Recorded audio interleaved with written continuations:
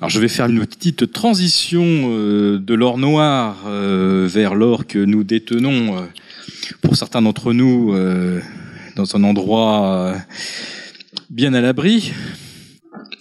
Petit dessin que vous avez peut-être déjà vu dans la presse ou sur des sites d'information économique.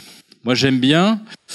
Il manque juste un petit dispositif pour que ce dessin soit parfait reflet de la réalité. C'est qu'en dessous, là, il y a un petit système qui pulse de l'air. Vous voyez ? Ce qui fait que la bulle, là, les bulles d'actifs ne rentrent pas en contact avec les pointes de l'économie réelle. Alors, c'est quoi ce système de soufflerie par-dessous ? C'est quelque chose que vous connaissez bien. Ce sont les quantitative easing. Alors, le quantitative easing, c'est quelque chose de global, c'est-à-dire qu'il faut additionner ce qu'injectait la Fed, ce qu'injecte désormais la BCE et ce qu'injecte toujours la Banque centrale du Japon et la Banque centrale d'Angleterre. Donc, quand vous agrégez toutes les injections, même sans le QE de la Fed, vous êtes toujours sur un niveau de soufflerie équivalent depuis plus de 2 ans. Et il y a 2 ans, j'étais devant vous, et l'or valait à l'époque $1 200 l'once.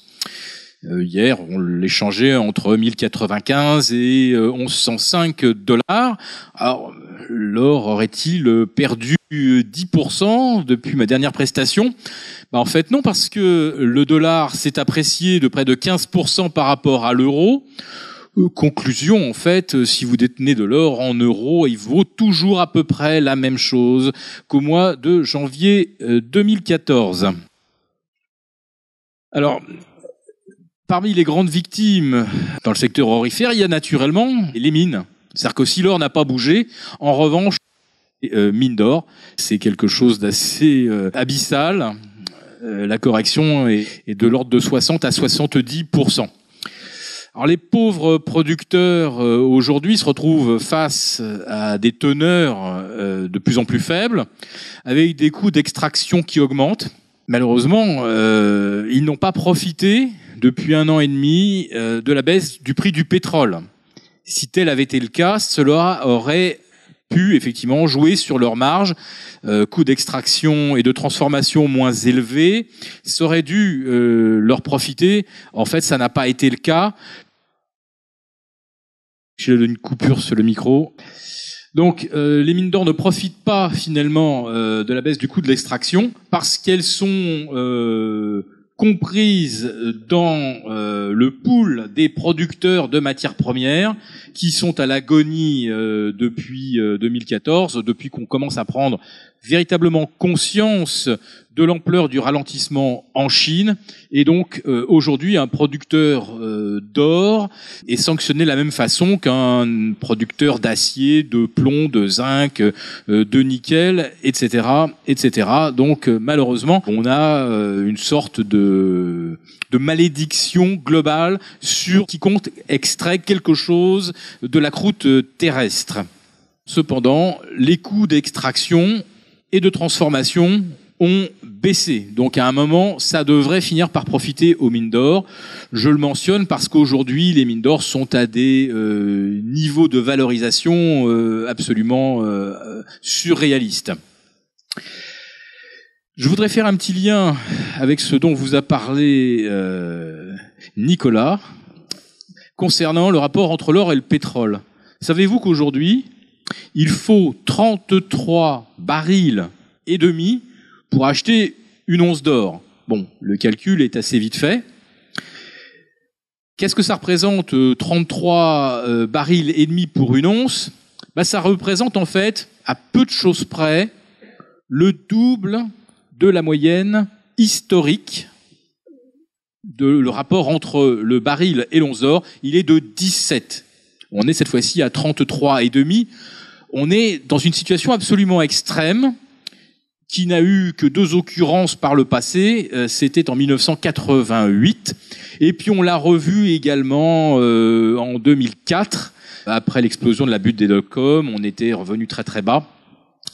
Donc il y a manifestement quelque chose qui ne durera pas dans l'État, c'est ce ratio 33,5 contre 1. Donc, on peut imaginer que le pétrole devrait remonter si jamais l'or lui-même ne bougeait pas. Je pense que l'or ne bougera plus par rapport à 1000 euros ou 1100 $, tout simplement parce que en dessous de 1000 euros ou de 1100 $, les trusts miniers n'ont plus intérêt à en extraire du sol, puisque les coûts d'extraction sont supérieurs maintenant à 1000 euros ou 1100 $. Donc si jamais l'or se mettait à remonter, de toute façon, si ce ratio de 33 ou 33,5 se maintenait, ce qui est déjà quelque chose de totalement exceptionnel, de toute façon, le pétrole devrait commencer à remonter. Si le pétrole remonte, ça ne veut pas dire que symétriquement, on va voir l'once d'or rebaisser. On peut avoir une hausse simultanée, parallèle de l'or noir et de l'or physique. Si l'on a une remontée aujourd'hui de l'or physique, eh bien, c'est tout simplement parce que l'on commence à se demander si, comme le disait Nicolas à la fin de sa démonstration, si on n'allait pas avoir le QE4 Infinity aux États-Unis. Parce que vous voyez bien, depuis une semaine, vous entendez les cris de souffrance des marchés financiers. C'est terrible. Les banques centrales vont pas pouvoir supporter ça. Leurs pauvres petits cœurs de banquiers centraux vont pas supporter d'entendre leurs copains banquiers crier que la baisse des marchés leur fait mal, que ça met en danger leur rentabilité, etc., etc. Donc on pourrait très bien avoir cette année, non pas un cycle de hausse de taux aux États-Unis, ce que monsieur Stanley Fischer, le vice-président de la Fed, a rappelé mercredi, mais est-ce qu'il faut le croire? Il y aurait 4 tours de vis monétaires aux États-Unis en 2016. Moi, je dis chiche. Donc, ce que je vous disais, le niveau de valorisation des mines d'or aujourd'hui est totalement surréaliste et on le voit effectivement sur leur valeur boursière en rapport au stock d'or, aux quantités d'or à extraire du sol. Vous voyez, on est là sur des plus bas historiques absolus. Donc aujourd'hui, faire le pari des valeurs aurifères, c'est probablement pas quelque chose de complètement idiot, même si dans un premier temps, on va se trouver confronté, comme d'habitude, à la puissance des algorithmes, à la puissance des stratégies mises en place par les hedge funds. Et aujourd'hui, les hedge funds, c'est le grand short, matières premières, pétrole et bien sûr l'or. Alors l'or, aujourd'hui, vous voyez que le premier pays producteur est la Chine, avec une marge d'avance assez importante par rapport à l'Australie et la Russie qui se tiennent dans un mouchoir de poche. Sauf que les chiffres chinois sont faux, comme tous les chiffres pratiquement qui sont diffusés par Pékin. Il n'y a pas un chiffre qui tienne la route ou qui reflète la réalité. Alors combien la Chine extrait-elle? Certains pensent que c'est plus de 600 tonnes d'or. Quand on survole la Chine, il y a certaines régions, alors celles où on extrait également les terres rares, etc., d'avions, c'est assez impressionnant. Les collines ont disparu sur des centaines de kilomètres carrés. Il y a des régions de Chine qui sont une gigantesque mine à ciel ouvert. Alors on extrait de tout, des terres rares, de l'or. L'or, on l'extrait évidemment soit en drainant les alluvions, etc. On l'exploite également en souterrain. La Chine continue d'extraire massivement les métaux, tout ce qui sert à son industrie. Et l'une des raisons qui fait que la Chine creuse beaucoup, et parfois à perte, c'est-à-dire qu'ils ont des coûts de revient qui sont absurdes, enfin notamment sur le charbon, c'est que les mineurs, ce sont des gens qui travaillent. Si vous fermiez toutes les mines, quel que soit ce qu'elles produisent, si vous les fermez parce qu'elles ne sont pas rentables, vous mettez des millions, voire des dizaines de millions de travailleurs chinois au chômage. Donc aujourd'hui, la Chine est en train de balancer entre essayer de rectifier le tir, arrêter de subventionner des industries qui ne sont pas rentables, et puis il faut maintenir la paix sociale. Et pour maintenir la paix sociale, il ne faut pas qu'il y ait 50 millions de chômeurs en Chine. Et quand je dis 50 millions, c'est à peu près ce qui résulterait de l'application des règles que nous appliquons, nous, en Occident, c'est-à-dire pour qu'une entreprise soit rentable, il faut qu'elle dégage des marges, il faut automatiser, il faut améliorer la rentabilité, etc.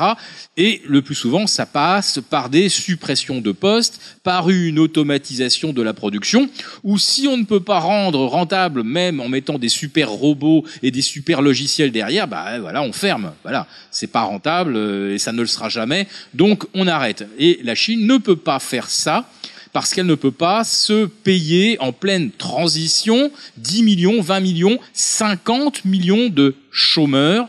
Et la plupart des chômeurs proviendraient certainement de l'industrie minière qui est très peu rentable en moyenne, mais qui est évidemment un gros pourvoyeur d'emplois.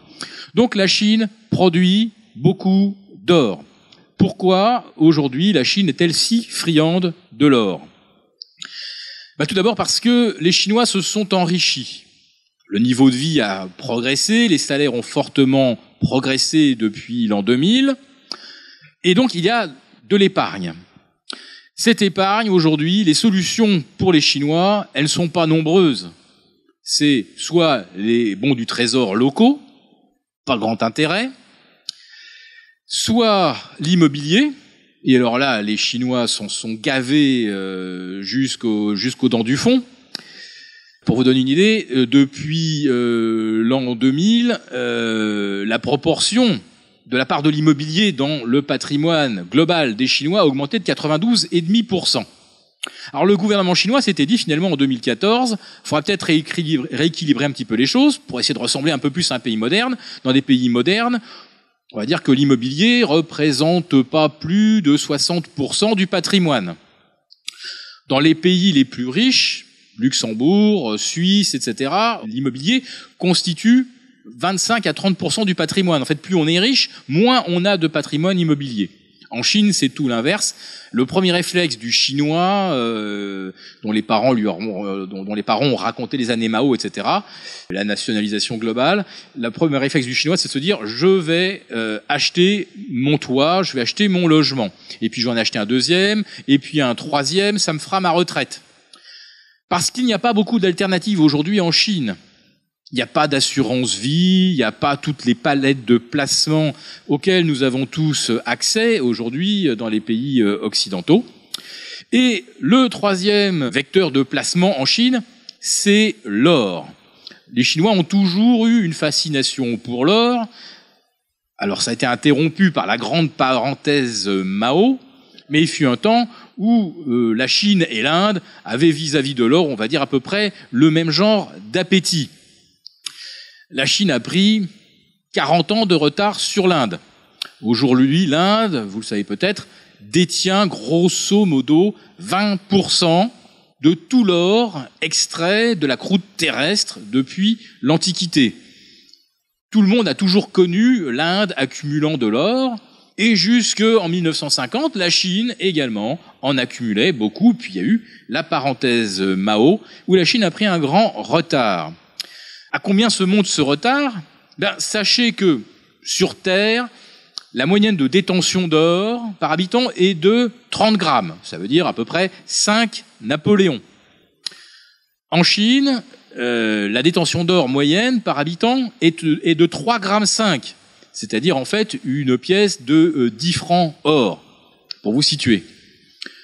Ne serait-ce que pour revenir un petit peu dans la moyenne planétaire, vous voyez un petit peu ce que les Chinois vont devoir acheter comme or. Il faut qu'ils en achètent déjà 27 grammes de plus.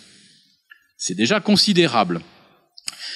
Tous les Chinois, évidemment, ne vont pas se mettre à acheter de l'or, tout simplement parce qu'ils n'en ont pas les moyens ou pas le désir. Mais pour les Chinois qui ont de l'épargne, c'est-à-dire la classe moyenne, les chiffres dont on dispose, je vous dis pas qu'ils sont d'une fiabilité absolue, mais c'est que pour un ménage de la classe moyenne chinoise dont le niveau de vie serait comparable, on va dire, à l'Espagne, à l'Italie, la moyenne, c'est 200 grammes d'or par habitant. Donc vous faites le calcul, ça fait une trentaine de Napoléons.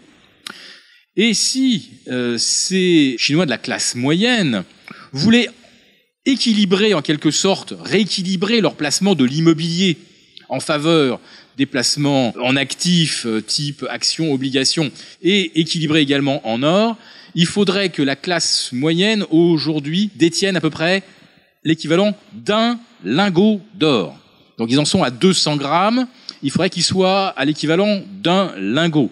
Et pour le chinois de base, de 3,5 grammes, il faudrait qu'il passe à 30 grammes. Donc la Chine, pour des raisons d'épargne et des raisons de comportement, on va dire, historique, l'épargne en or va revenir. C'est pourquoi la demande chinoise est forte, c'est pourquoi la Chine importe énormément d'or et en produit beaucoup et ne dévoile pas les quantités qu'elle produit réellement. Car si elle le faisait, ça permettrait à nos amis les hedge funds de dire on a une grande production d'or en Chine, on a peut-être plus d'offres que de demandes, donc allons-y, bing, on va encore taper sur les futurs et on va encore dégommer l'or. Alors c'est pour ça que je voulais vous parler de la manipulation, parce qu'on est là-dedans. C'est qu'aujourd'hui, les dérivés adossés au support or physique représentent à peu près 200 fois la quantité négociable ou disponible. Quand on a 200 contrats à terme ou 200 certificats pour une once d'or, alors on pourrait se dire, si tout le monde demandait qu'on livre le sous-jacent, on aurait un déficit terrible et l'or exploserait à la hausse. Sauf que non. Les futurs, ils expirent tous les 3 mois et vous avez des gens qui sont spécialistes dans la manipulation de masse de dérivés, quels qu'ils soient. D'ailleurs, c'est pas que l'or, hein. Vous avez les dérivés de pétrole, vous avez les dérivés de tout ce que vous voulez. Et quand vous êtes assez malin, vous pouvez manipuler les carnets d'ordre et manipuler les masses de matières premières sous forme donc de contrats à terme. Et c'est pourquoi sur l'or, on assiste épisodiquement, au moment de l'ouverture, avant même que le fixing ait été fait à Londres ou à New York. Alors on va changer les règles pour établir le fixing, mais ça va rien changer, on va toujours établir le fixing en milieu de journée. Eh bien, vous avez d'un seul coup des trous d'air incroyables, incompréhensibles, bizarres. Ça survient à l'ouverture du marché, boum, ça perd 2%, on comprend pas d'où ça vient. Alors immédiatement, vous avez tous les robots qui se mettent à vendre parce qu'on casse des seuils, et là vous créez de façon totalement artificielle des mouvements de baisse, une sorte de panique, etc. Et vous le recommencez régulièrement, et régulièrement vous mettez un coup sur la tête des détenteurs d'or papier, et ces gens-là finissent par se dire, la vache, à chaque fois, on va se prendre 2, moins 3% à l'ouverture, et vous finissez par vous dire, mais l'or, on prend que des mauvais coups sur l'or. C'est exactement ce que ceux qui manipulent l'or veulent que vous pensiez, qu'il n'y a que de mauvais coups à prendre. Mais regardez comment ces mauvais coups arrivent, et vous verrez que ce n'est que de la manipulation. Il y a une autre façon également de décourager les gens qui voudraient d'un seul coup profiter d'un mouvement d'expansion des cours de l'or, c'est tout simplement à un moment d'augmenter les dépôts.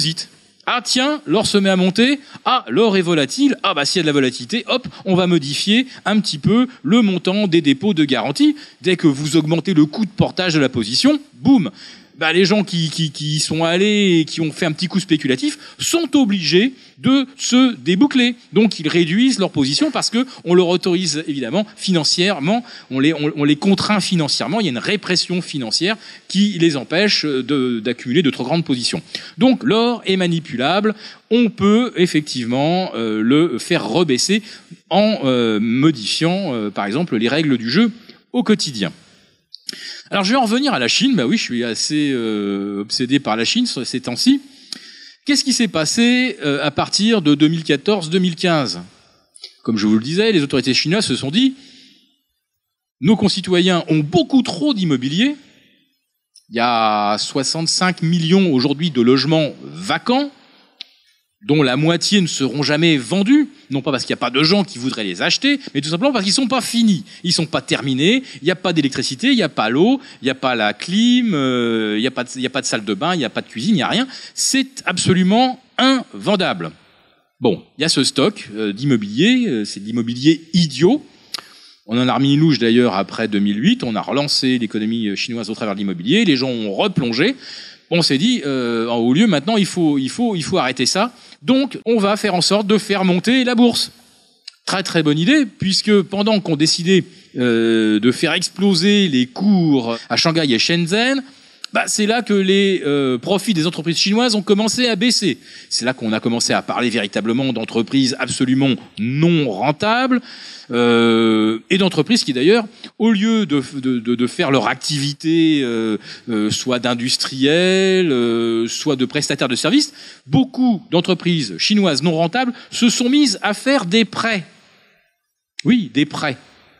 Ils faisaient du prêt à d'autres entreprises qui, elles, pour survivre, avaient besoin de trouver de l'argent à n'importe quel prix. Et effectivement, vous aviez des entreprises qui se transformaient en banquiers bis et qui dégageaient des rentabilités de 12 à 15% sur l'activité de prêt. Des prêts, soit pour faire survivre une entreprise qui n'avait aucune chance de toute façon de survivre à moyen terme parce qu'elle n'était pas rentable, soit de nouveaux prêts pour acheter encore plus d'immobilier, pour construire encore plus de tours. Truc complètement débile. Et aujourd'hui, vous avez des patrons chinois qui disparaissent. Vous avez celui de Fosun là qui a disparu il y a pas très très longtemps. Vous avez monsieur Wang Fang, celui qui détient désormais la majorité du club Méditerranée. Vous avez plusieurs patrons chinois qui ont disparu. Qu'est-ce que leur demande aujourd'hui Pékin ? Qu'est-ce que vous faisiez, vous, vraiment, vous, avec votre entreprise ? Est-ce que vous faisiez que des téléphones portables ? Est-ce que vous ne faisiez que créer de nouveaux produits financiers ? Ou est-ce que vous n'avez pas fait du shadow banking ? Et beaucoup de PDG chinois qui disparaissent de la circulation pour être auditionnés, entre guillemets, le sont parce qu'ils ont fait bien autre chose que l'activité de base de leur entreprise. Ils ont fait du prêt subprime. Certains ont même organisé la fuite des capitaux. C'est-à-dire que eux, leur famille, leurs proches, allaient, avec les sous gagnés justement sur les transactions qu'ils faisaient avec les Occidentaux, ils rentraient beaucoup de cash, beaucoup d'excédents, qui d'ailleurs ne franchissaient pas vraiment forcément les frontières de la Chine, qui étaient stockées à Hong Kong ou qui étaient stockées dans les Antilles néerlandaises, puisque les Chinois connaissent très très bien les paradis fiscaux. Donc beaucoup de Chinois qui gagnaient de l'argent avec les Occidentaux, ont laissé cet argent à l'extérieur et ont commencé à investir, devinez où ? Aux États-Unis. Vous avez tous entendu parler du récent boom de l'immobilier aux États-Unis, les prix qui flambent, de très très belles maisons se les arrachent, les maisons un peu moins chouettes, moins bien situées, la demande paraît beaucoup plus discrète. Et en plus de ça, ces maisons aux États-Unis sont achetées cash. Elles sont achetées cash. Par qui ? Par des Chinois. Or, une belle maison cash, on va dire que ça commence à $500,000. Parce qu'à $230,000, c'est-à-dire le prix moyen d'une maison aux États-Unis, vous n'avez pas un truc très sexy. Le Chinois, il veut du confort, il veut une piscine, il veut du beau temps, il veut être proche des centres commerciaux. Si les enfants vont faire leurs études en Chine, il faut que la belle maison soit pas loin d'une université, etc., etc. Donc, vous avez beaucoup de Chinois qui ont délocalisé une bonne partie de leur fortune à l'étranger. Et aujourd'hui, Pékin veut arrêter l'hémorragie. Stop à l'évasion des capitaux et on commence aussi à mettre la pression sur les chefs d'entreprise ou les riches chinois qui pratiquaient justement cette évasion quelque part. Donc, vous avez ce phénomène. L'autre phénomène, c'était les actifs boursiers qui se mettent à grimper de folie, avec un indice SSE à Shanghai qui passe de 1980 à 5050, multiplié par 2,5, tandis que les bénéfices des entreprises chinoises font moins 25. Bon, il y a un moment, effectivement, où on est sur un risque de bulle qui va éclater. Mais que je vous explique quand même comment cette bulle a été alimentée. comment les Chinois, des campagnes jusqu'aux quartiers les plus huppés de Shanghai ou de Pékin, comment tout le monde s'est mis à jouer en bourse. Tout le monde n'avait pas forcément énormément d'épargne liquide à investir dans les actions. Donc qu'est-ce qui s'est passé l'année dernière, en pleine folie, hystérie, où on ouvrait 10 millions de comptes bourse par mois, on ouvrait des fois 1 million de comptes par jour. Il y a eu des jours absolument incroyables où les gens faisaient la queue pour ouvrir un compte, plusieurs comptes et spéculer en bourse. Comme les gens n'avaient pas forcément la liquidité sur leur compte, qu'est-ce qu'ils ont amené en garantie ? Je vous le donne en mille, vous l'avez sur le bout de la langue, il s'agit de l'or. Les Chinois, au début de l'année 2015, ont liquidé massivement ou apporté massivement l'or qu'ils détenaient en garantie pour spéculer en bourse. Le SSE n'a pas encore reperdu la moitié de sa valeur, on est monté à 5000, et beaucoup de gens achetaient à 5000, on est aujourd'hui à 3100, 3200, mais je vous fiche mon ticket qu'on ne tardera pas à revoir le SSE ou le CSI 300 à la moitié de ce que ça a valu au Zénith au mois de mai 2015. Donc, une fois qu'ils se seront bien fait doucher, bien fait rincer sur les actions, je peux vous assurer que les Chinois, faudra plus leur en parler pendant quelque temps, peut-être une décennie. Qu'est-ce que vont faire les Chinois qui se sont fait rincer sur les marchés financiers ? Ils vont racheter de l'or. Et ça a commencé.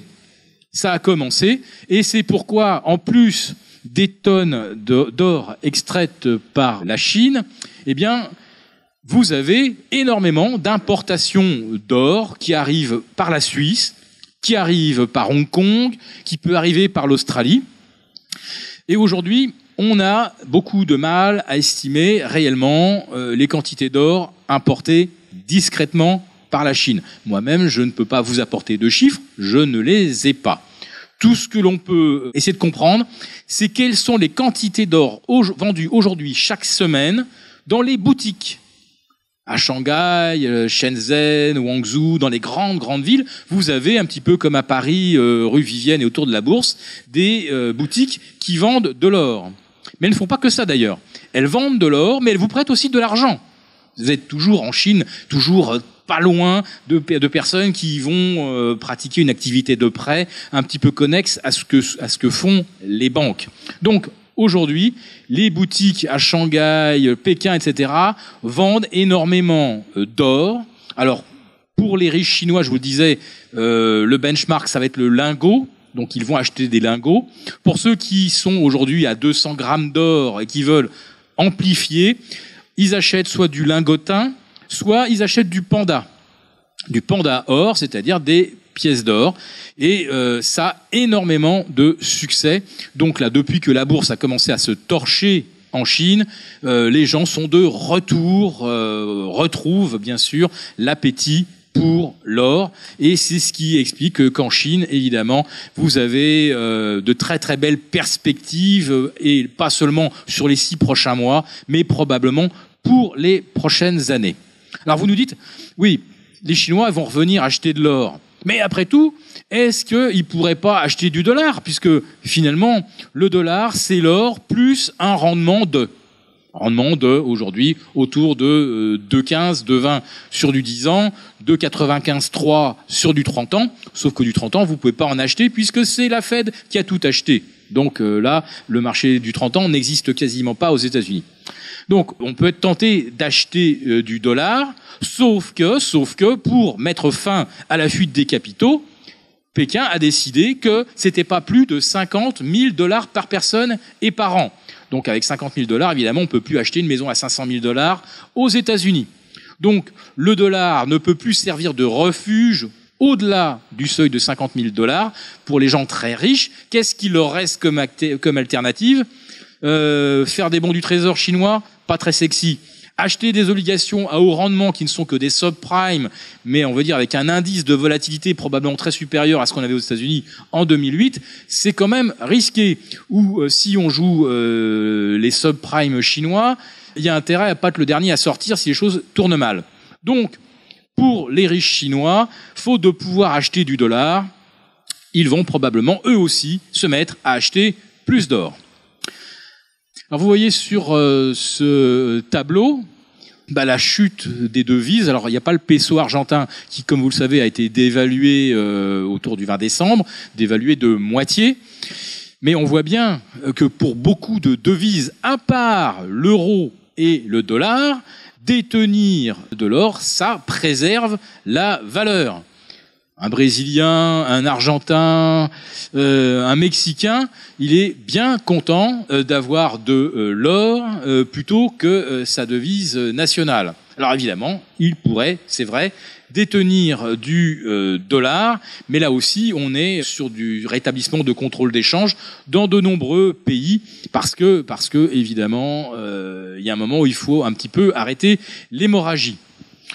Moi, j'y crois pas trop au fait que l'hémorragie va s'arrêter de sitôt, parce qu'on est toujours dans un système de guerre des devises. Donc, on va continuer, tantôt en Europe, tantôt au Japon, tantôt ailleurs, en Amérique du Sud, on va continuer de taper sur la devise, on va continuer d'imprimer de l'argent qui n'existe pas, on va continuer d'injecter. En Europe, si les marchés continuent de pousser des cris de douleur, si le CAC passe en dessous des 4000, vous pouvez être à peu près certain que Mario Draghi arrivera avec 15 milliards de plus sur le QE mensuel de 60 milliards. On passera à 75 milliards à 80. Alors dans un premier temps, ça soulagera ou ça sauvera éventuellement la situation pour quelques opérateurs qui n'auraient pas largué le CAC à 5000. Mais qu'est-ce qu'on va se dire derrière si on recommence à injecter, alors qu'on voit que ça ne fonctionne pas, que ça ne relance pas la croissance, que ça ne relance pas l'emploi, c'est qu'on est un petit peu dans une situation où on commence à être un peu à la désespérée. C'est exactement ce qui se passe d'ailleurs en Chine. Car vous l'avez vu, on installe des coupes-circuits et puis on les supprime. Et puis après ça, on dit aux entreprises chinoises, non, vous ne pouvez plus vendre, ou alors 1% seulement par mois. Et encore, il faudra prévenir si vous avez l'intention de sortir du marché. Un marché où on achète, où on ne peut pas sortir, c'est un marché où plus personne ne va aller. Donc là, les Chinois ont envoyé une série de très mauvais signaux à la bourse et vous pouvez être certain que la débâcle va se poursuivre. Donc, la guerre des devises n'est probablement pas terminée. En Europe, on est certainement en train de réfléchir à muscler, recalibrer le QE mensuel, donc injecter plus d'argent qui n'existe pas. Donc, conclusion, il y a un moment où, de nouveau, et comme en 2009-2010, on va se remettre à acheter de l'or, tout simplement parce qu'on se dit on est devant une situation complètement délétère et où la seule réponse reste injecter, créer de l'argent qui n'existe pas, etc., etc. Donc, la demande chinoise associée à la grande probabilité qu'on se remette à créer de l'argent en Europe, voire aux États-Unis d'ici la fin de l'année, tout ça me paraît structurellement plaider pour une remontée du métal précieux. Mais bien sûr, en attendant, les forces contrariennes vont continuer de s'exercer. C'est-à-dire que dès que l'or va monter, vous aurez de nouveau la Banque centrale qui appellera 2-3 de ses meilleurs premiers couteaux ou seconds couteaux, qui viendront casser l'or à l'ouverture, qui viendront provoquer des petits trous d'air pour éviter que les gens ne prennent l'option de la rotation sectorielle ou se mettent à se dire que c'est quelque chose de confortable. Mais globalement, il faut s'attendre à une remontée de l'or en 2016, 2017, 2018, parce que je ne vois pas comment, avec la demande d'or provenant de Chine, celle qui provient d'Inde également, je ne vois pas comment le métal précieux pourrait baisser et surtout, comme certains nous l'expliquent, aller à 700-800 $, c'est-à-dire 25-30% en dessous des coûts de production. Je n'y crois pas un seul instant. Voilà, donc je vous ai exposé mes principaux arguments